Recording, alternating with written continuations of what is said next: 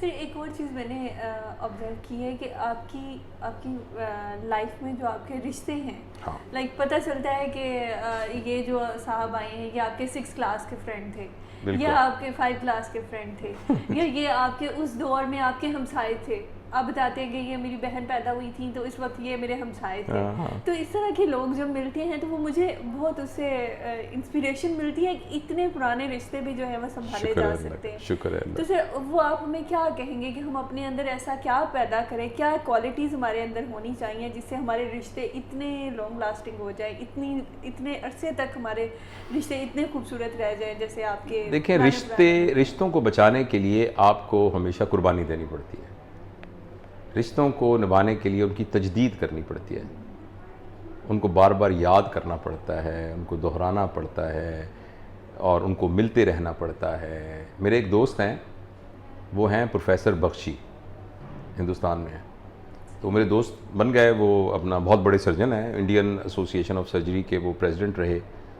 तो वो हमारे दोस्त बन गए। फिर मैं गया वहाँ इंडिया में, जब वो थी सार्क की कॉन्फ्रेंस, तो मैं I was one of the key note speaker, तो वो मेरे और भी दोस्त बन गए। अच्छा, अब मुझे ना रात को, अभी कोविड वगैरह हुआ काफ़ी ज़्यादा, तो वो मुझे रात को फ़ोन करते हैं और जावेद, ओ पाजी मैं जिंदा हैगा, मैं ठीक हैगा है, तो तू भी ठीक है, बस ਜਦੋਂ ਕਿਸੇ ਦੀ याद आवे तो फ़ोन कर लेना चाहिए है। तो बस मैंने तेरी याद आई सी तो मैं फ़ोन किया। मुझे उनकी बात ये बहुत अच्छी लगती है। तो उनका बेटा है तनवीर बख्शी, उसका नाम है, और बेगम है उनकी सबरीन, वो गायनोकोलॉजिस्ट हैं। अब वो मेरे वो वहाँ दोस्त हैं, तो वो ना मुझे याद कराते रहते हैं, कहते हैं ओ जावेद, ओ यार तेन मैंने तेरी याद आई सी, तो मैं कहता हूँ मैं फ़ोन कर लूँगा। तो जिसकी याद आए उसे फ़ोन करते रहना चाहिए, उससे मिलते रहना चाहिए, खैर खैरियत पूछती रहनी चाहिए, तो उनसे ताल्लुक़ निभा कर, और जो है ना रिश्तों के लिए कुर्बानी देनी पड़ती है, और रिश्ते ही आपका सबसे बड़ा सरमाया होता है।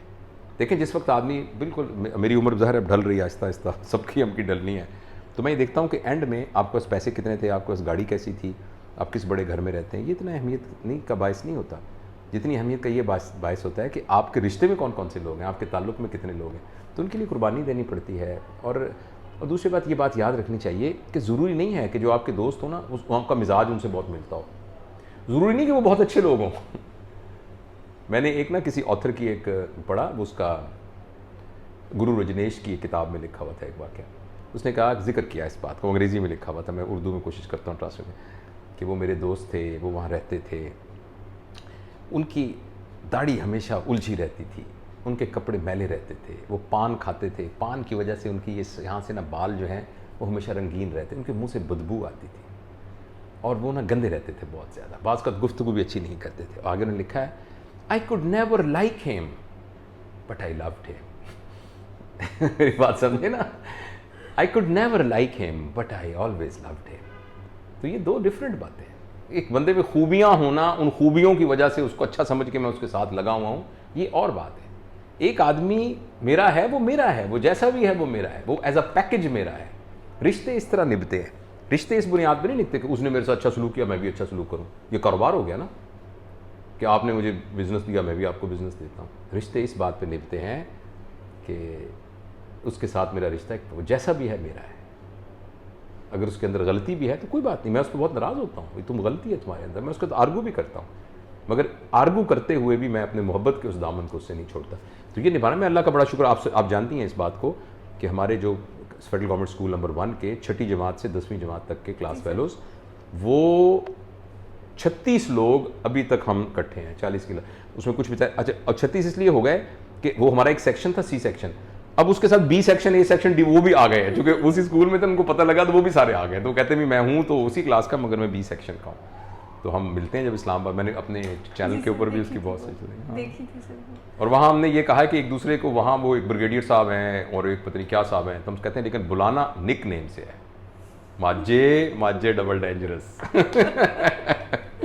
तो ये sir thank you so much sir, आपने इतना कुछ बताया और मुझे बहुत मज़ा आया है, और इंशाल्लाह मैं एक दफ़ा फिर हम बात करेंगे ऐसे। और ज़िंदगी मिली है एक मर्तबा, एक मर्तबा, और ये जो एक सांस है ना, ये मुकम्मल ज़िंदगी है।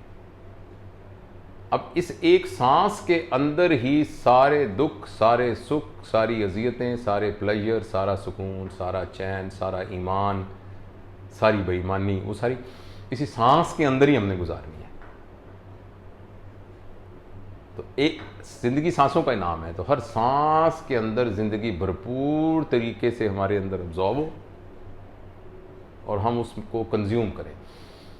ये हमने कंज्यूम किया ज़िंदगी को, बस ये हमारी ज़िंदगी अच्छी गुजर गई।